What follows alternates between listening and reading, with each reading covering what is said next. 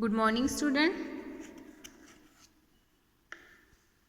देखो लास्ट के वीडियो में हमने एक्सरसाइज देखी थी हमारे लेसन नंबर 5 के ऊपर शिवाजी एजुकेशन।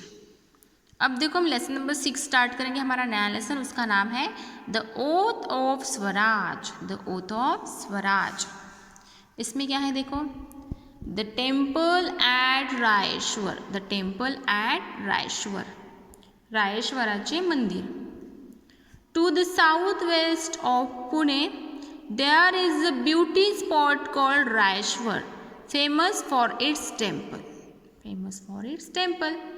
पुण्याच्या साऊथ आणि वेस्टला, पुण्याच्या साऊथ आणि वेस्टला असलेले रायेश्वराचे मंदिर हे मोठे रमणीय स्थान होते. हे खूप छान, एक रमणीय म्हणजे खूप छान असे फेमस असे काय होते, मंदिर, खूप छान असे मंदिर होते आणि स्थान होते ते. In the year 1645, an extraordinary event took place there. An extraordinary event took place there. Shivaji and a few Maulas from the neighboring valley had gathered there. आणि 1645ला 1645 साली एक विलक्षण घटना घडली. शिवराय व आजूबाजूच्या खोऱ्यांमधील काही मावळे मंडळी मसलतीसाठी तिथे जमली होती. काही विचार करण्यासाठी, मसलतीसाठी काही तिथे जमली होती. Why had they come to this lovely spot hidden in deep forest? What did they discuss and what favor did they ask of Lord Shiva? त्या जंगलामध्ये जिथे खूप सारे झाडे झुडपे आहे, अंधार आहे आणि झाडाझुडपात लपलेल्या या रायेश्वराच्या देवळात शिवरायांबरोबर कसले खलबत्ते मावळे करत होते, कसले विचार म्हणजे काय करत होते आणि शंकरापाशी कोणती मागणी मागत होते. ठीक है, आणि कोणती मागणी मागत होते. अब देखो इसके आगे का पैराग्राफ क्या है.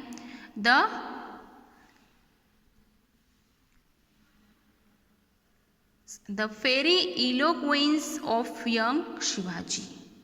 बाल शिवबाची तेजस्वी वाणी. अब देखो, Shivaji was still quite young, but his mind was already busy planning big things. Shivray अजून वयाने कितीतरी लहान होते, पण त्यांच्या मनाची भरारी ही मोठी होती, त्यांचे विचार हे खूप मोठे होते. He opened his mind to his playmates and said, त्यांनी एक मोठा घाट घातला होता. My dear friends, today I am going to talk to you about something which is in my mind for a long time. आणि त्यांनी एक मोठा घात घातला होता. त्या देवळात जमलेल्या त्यांच्या मित्रांना ते म्हणाले, कडकडीने म्हणाले, मित्रांनो म्हणजे गड्यांनो, मी आज तुम्हाला माझ्या मनातील एक गोष्ट सांगू का. काय म्हणतात शिवाजी महाराज मावळ्यांना तिथे जमल्यानंतर, मित्रांनो मी माझ्या मनातील एक गोष्ट आज तुम्हाला सांगू का. माय father Shahaji Raje is a sardar at the court of Bijapur. My father Shahaji Raje is a sardar at the court of Bijapur.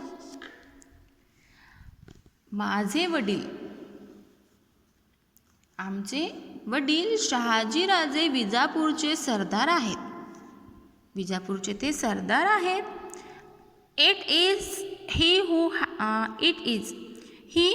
who has given me the charges of this Jahagir. त्यांनीच आम्हाला येथल्या जहागीरचा अधिकार दिला आहे. आणि म्हणतात माझे वडील शहाजीराजे विजापूरचे सरदार आहेत आणि त्यांनीच आम्हाला इथल्या जहागिरीचा अधिकार दिला आहे. Everything is going on well and peacefully. But friends, I am not happy. Must we always remain satisfied as bondman of the Sultan. आता जहागिरीचं काय म्हणतात, त्यांनीच मला इथल्या जहागिरीचा अधिकार दिला आहे. सर्व कसे छान चालले आहे, पण मित्रांनो मला यात मुळीच आनंद वाटत नाही. काय म्हणतात, मला याच्यात मुळीच आनंद वाटत नाही. सुलतानीच्या वतनदारीवर आपण संतुष्ट राहावे का? म्हणजे सुलतानाची वतनदारी आहे, आपण त्यांची सेवा करत आहे, याच्यावरच आपण संतुष्ट राहावे का? हा प्रश्न शिवाजी महाराज म्हणतात. Must we always eat out of other people's hand. म्हणजे दुसऱ्याच्याच ओंजळीनेच आपण पाणी प्यावे का? म्हणजे नेहमी दुसऱ्यांचीच चाकरी करावी, दुसऱ्यांच्याच ओंजळीने पाणी प्यावे का? चालेल का असं? म्हणजे आपण स्वतःचा टिफिन नाही आणायचा, त्याच्याच टिफिनमध्ये खायचं, असं जमते का? नाही. म्हणजे दुसऱ्याच्याच ओंजळीने आपण पाणी प्यायचे का? हा प्रश्न करतात शिवाजी महाराज त्यांना. We are surrounded on all side by foreign kingdoms which are constantly at war. Our people get killed for nothing during these wars, and family gets uprooted.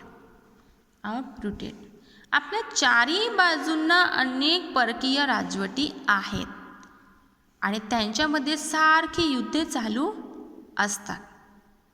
आणि त्यांच्यामध्ये काय होते, आपल्या चारी बाजूला परकी राज्य आहे आणि त्यांच्यामध्ये फार नेहमीही युद्ध चालू असतात. आणि आपली माणसे या युद्धात नाहक मारली जातात. आणि त्याच्यामुळे काय होते, कुटुंबे देशोर धडीला लागतात. म्हणजे त्याच्यामध्ये एखाद्या कुटुंबातली व्यक्ती गेल्यानंतर त्या युद्धामध्ये ते कुटुंब खूप बेवारस होऊन जातं. ते कुटुंब नाहीसे, ते देशोधडीला लागतात ते कुटुंब. Our country suffer destructions, and what do we get of all these? आणि आपल्या मुलखाची धूळधाण होते आणि इतके सोसूनही आपल्या पदरी काय येते?